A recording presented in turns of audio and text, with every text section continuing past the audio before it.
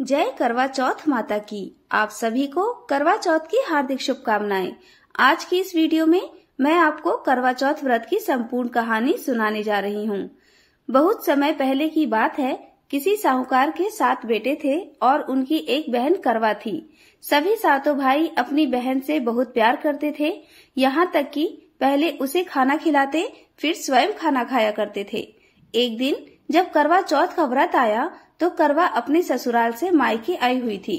शाम को जब भाई खाना खाने बैठे तो अपनी बहन से भी खाने का आग्रह करने लगे, लेकिन बहन ने बताया कि आज उसका करवा चौथ का निर्जला व्रत है और वह खाना चंद्रमा को अर्घ देकर ही खाएगी। अपनी बहन को भूख प्यास से व्याकुल देख सबसे छोटे भाई ने पहाड़ी पर जाकर एक दीपक जला दिया और उसे चलने की ओट में रख दिया। वापस आकर अपनी बहन से कहने लगा, बहन चांद निकल गया है, तुम अर्घ देकर खाना खा लो। करवा भागी भागी अपनी भाभीियों के पास गई और कहने लगी, भाभी चलो, चांद निकल गया, अर्घ देकर खाना खाते हैं। भाभियां सारी बात जानती थीं। वह बोली, बाईसा अभी आपका चांद निकला है, आप अर्घ देकर खाना खा लो, हमारा चांद निकलने में अभी समय है। करवा भोली भाली भाभियों की यह बात नहीं समझ पाई और चांद को अर्घ देकर खाना खाने बैठ गई। जैसे ही पहला निवाला तोड़ा तो उसे छींक आ गई, दूसरा निवाला तोड़ा तो उसमें से बाल निकल आया और तीसरा निवाला तोड़ते ही उसके ससुराल से खबर आ गई कि जैसे भी हालत में है तुरंत अपने ससुराल पहुँचे। सेठानी करवा को विदा करने के लिए जैसे ही कपड़े निकालने लगी तो कभी उसके हाथ में काला कपड़ा आए तो कभी सफेद। यह देखकर सेठानी को बहुत चिंता हुई और वह करवा से बोली, बेटा रास्ते में जो भी मिले उन सबके पैर छूती जाना, जो भी तुझे बूढ़ सुहागन होने का आशीर्वाद दे तो वही अपने पल्ले में गांठ बांध लेना। माँ की यह बात सुनकर करवा अपने ससुराल के लिए निकल गई। रास्ते में जो भी मिला करवा उन सबके पैर छूती गई। सभी उसे खुश रहो, सुखी रहो यह आशीर्वाद देते रहे, लेकिन किसी ने भी उसे बूढ़ सुहागन होने का आशीर्वाद नहीं दिया। अब करवा जैसे ही अपने ससुराल पहुंची तो घर के आंगन में छोटी ननद खेल रही थी। करवा ने जैसे ही ननद के पैर छुए तो वह बोली, खुश रहो, सुखी रहो, बूढ़ सुहागन हो, दूधो नहाओ, पूतो फलो। छोटी ननद के ऐसा आशीर्वाद देते ही करवा ने अपने पल्ले पर गांठ बांध ली। जैसे ही वह अंदर गई तो देखती है आंगन में उसके पति का शव रखा था और उसे ले जाने की तैयारी की जा रही थी। यह देखते ही करवा रोने लगी, विलाप करने लगी और कहने लगी, मैं इन्हें कहीं नहीं ले जाने दूंगी, इन्हें कहीं मत लेकर जाओ। जब कोई भी उसकी बात नहीं माना तो वह बोली, मैं भी इनके साथ चलूंगी। सभी ने विचार किया कि साथ में ले चलते हैं इनको। सभी के साथ करवा शमशान घाट पहुंच गई। जब पति के अंतिम संस्कार का समय हुआ तो वह बोली, मैं इन्हें नहीं जलाने दूंगी। सब कहने लगे, पहले तो अपने पति को खा गई, अब उसकी मिट्टी भी खराब कर रही है। लेकिन करवा ने किसी की भी एक ना सुनी। सभी लोगों ने आपस में विचार विमर्श किया और उसको शमशान में ही एक झोपड़ी डलवा दी। उस झोपड़ी में करवा अपने पति को लेकर रहने लगी। अब करवा सुबह शाम अपने पति की साफ सफाई करती और उसके पास बैठी रहती। सुबह शाम छोटी ननद आकर उसे खाना पानी दे जाया करती थी। अब वह हर महीने की चौथ का व्रत करने लगी। व्रत करती, चंद्रमा को अर्घ देती। जब पूजा करने बैठती तो चौथ माता प्रकट होकर कहती, करवो ले, घड़ बुखारी करवो ले, भाइयों की प्यारी करवो ले।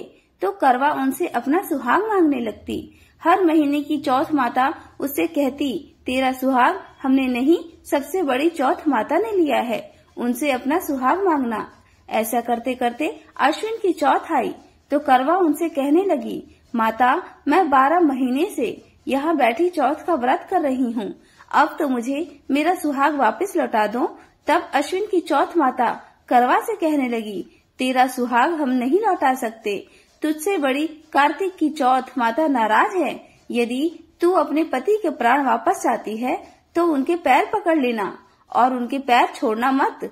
16 श्रृंगार का सारा सामान तैयार रखना। ऐसा कहकर चौथ माता अंतर्ध्यान हो गई।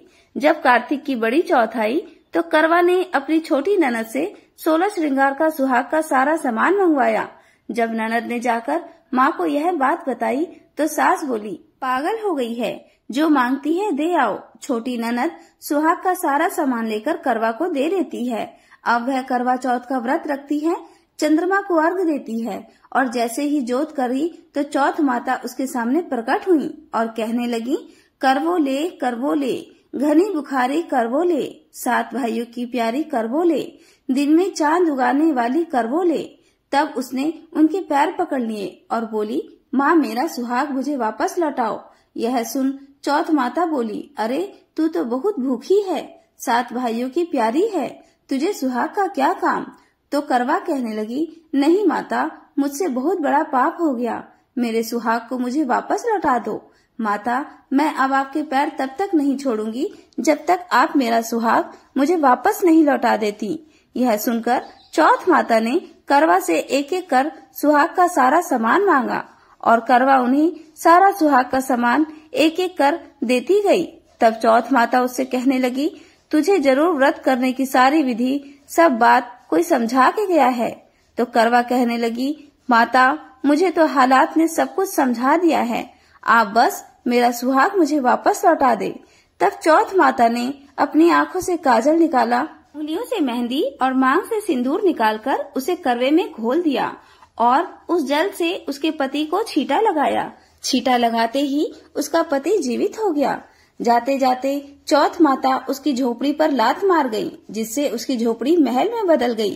करवा के सब सुख आनंद हो गया। शाम को जब छोटी ननद भाभी के लिए खाना लेकर आई तो देखती है कि भाभी की झोपड़ी तो कहीं है ही नहीं, उसकी जगह एक बड़ा सा महल खड़ा है। उधर करवा खिड़की में बैठी छोटी ननद के आने की प्रतीक्षा कर रही थी। छोटी ननद को आता देख करवा दौड़ी दौड़ी उसके पास गई और कहने लगी, देखो बाई साहब, आपका भाई जीवित हो गया, घर जाओ और माता जी से कहो कि गाजे बाजे के साथ हमें लेने आए। छोटी ननद दौड़ी दौड़ी माँ के पास गई और कहने लगी, माँ भाई जीवित हो गया। माँ कहने लगी, अब तक तो वह भाभी ही थी, अब तेरा भी उसके साथ साथ दिमाग खराब हो गया है। तो वह बोली, नहीं माँ, मैंने अपनी आंखों से देखा है, भाई जीवित हो गया है। यह सुन माँ और बेटी दोनों गाजे बाजे के साथ अपने बेटे और बहू के पास पहुँचे। बेटे को जीवित देख सास बहू के पैर छूने लगी और बहू सास के पैर छूने लगी और कहने लगी, माता जी देखो आपका बेटा जीवित हो गया। तो सास बोली, बहू मेरा बेटा नहीं, तेरा पति जीवित हो गया, मैंने तो साल भर पहले ही इसका अंतिम संस्कार कर दिया था, यह तो तेरे भाग्य से वापस आया है। चौथ माता, जैसे पहले साहूकार की बेटी के साथ करी वैसे किसी के साथ मत करना, और बाद में जैसे करवा के पति की लंबी आयु दी वैसे ही इस कथा को कहने वाले, सुनने वाले और हुंकारा भरने वाले का भी करना। करवा चौथ माता की जय हो।